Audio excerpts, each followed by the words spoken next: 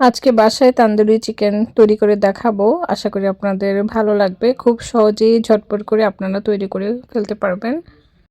Hello everyone, আসসালামু আলাইকুম। আমি আপনাদের সঙ্গে আছি মনিরা নওরিন। আশা করছি সবাই অনেক অনেক ভালো আছেন। আমার ভিডিও যদি আপনাদের কাছে ভালো লেগে থাকে অবশ্যই লাইক, কমেন্টস, শেয়ার করবেন আর আমার চ্যানেলটি সাবস্ক্রাইব করে দিবেন, পেজটি ফলো দিয়ে দিবেন। প্রথমে চিকেনগুলোকে ভালো করে ধুয়ে নিচ্ছি। খুব ভালো করে ধুয়ে পানি ঝরিয়ে নিব। খুব ভালো করে পানি ঝরিয়ে গেলে এক এক করে চিকেনগুলোকে আমি কেটে কেটে নিব। চিকেনগুলো যদি একটু একটু করে কেটে নেই তাহলে মশলাগুলো ভিতরে ঢুকলে তান্দুরি চিকেনটা খেতে বেশ ভালো লাগে। প্রতিটা চিকেনের পিসেই আমি এভাবে করে কেটে নিচ্ছি। কেটে না নিলে একেবারে মশলা ভিতরে ঢুকে না, খেতেও তেমন ভালো লাগে না।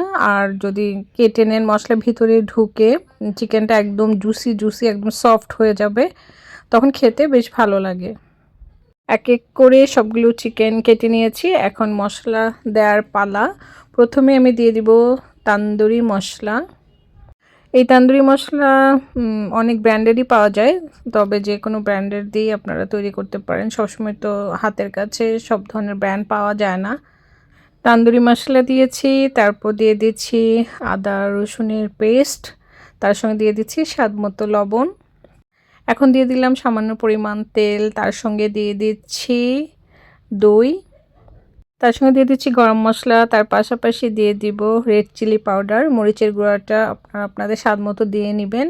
তান্দুরি মশলাতেও কিন্তু স্পাইসি থাকে, সেই ক্ষেত্রে আপনারা যেমন স্পাইসি পছন্দ করেন সেই পরিমাণে দিয়ে নেবেন। আমি একটু স্পাইসি দিচ্ছি, আমার দুই ছেলে স্পাইসি পছন্দ করে, তবে মেয়ের আবার একটু সমস্যা হয়ে যায়, এই হলো আরেক সমস্যা। এখন খুব ভালো করে মিক্স করে নিচ্ছি। খুব ভালো করে উল্টে পাল্টে 3-4 মিনিটের মতো আপনার মিক্স করে নিতে হবে। খুব ভালো করে মশলাগুলোকে চিকেনের ভিতরে ঢুকে দিতে হবে। চিকেনগুলো যে কেটেছি ওই ফাঁকে ফাঁকে আপনারা যদি মশলা ঢুকিয়ে ম্যারিনেট করে 3 থেকে 4 ঘন্টা রেখে দেন, পরবর্তীতে আপনি চিকেনটা তৈরি করে খেতে পারবেন। তবে যত বেশি সময় ম্যারিনেট করে রেখে দেবেন সেক্ষেত্রে চিকেনটা ততই ভালো হবে, সফট হবে। আমি ম্যারিনেট করে রেখে দিয়েছি আগের দিন, আর পরদিন আমি তৈরি করছি। ইচ্ছে করলে আপনারা ওভেনেও বেক করতে পারেন, তাছাড়া ফ্রাই প্যানেও কিন্তু চিকেন তান্দুরি তৈরি করা যায়। আমি প্রথমে 360 ফারেনহাইটে 8 মিনিটের জন্য দিয়েছি, তারপর উল্টে আবারও 8 মিনিটের জন্য দিয়ে দিব।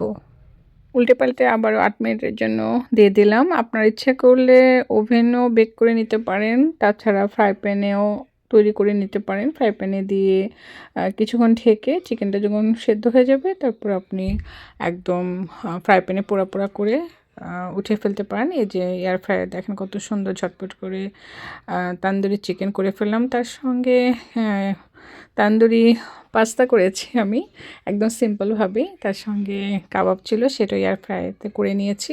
তো সবাইকে দিয়ে দিয়েছি। তো এখন আমি খাচ্ছি। তো তান্দুরি পাস্তাটা ভালো হয়েছে। তারপরে এই যে চিকেনটা দেখেন একদম সফট জুসি জুসি হয়েছে। তো ম্যারিনেটটা যদি আগের দিন করে রাখেন তাহলে বেশি ভালো হয়। মানে আমি সবসময় করে দেখেছি যে 2-3 ঘন্টা তো কিন্তু আপনি বারবিকিউ আইটেম করে খেতে পারবেন। তবে একদিন আগে যদি ম্যারিনেট করে রেখে দেন তাহলে একদম চিকেনটা খুবই সফট আর জুসি থাকবে। এই তো আলহামদুলিল্লাহ ঝটপট করে মজা মজা করে সবাই খেয়ে নিচ্ছে, পাশাপাশি আমিও খেয়ে নিচ্ছি। তো এইভাবে আপনারা বাসায় তৈরি করে খেয়ে দেখবেন, আশা করি অনেক অনেক ভালো লাগবে। তো আজকের মতো এখানে বিদায় নিয়ে নিচ্ছি। সবাই ভালো থাকবেন, সুস্থ থাকবেন, আমাদের জন্য দোয়া করবেন। আবারও দেখা হবে, কথা হবে। আল্লাহ হাফেজ।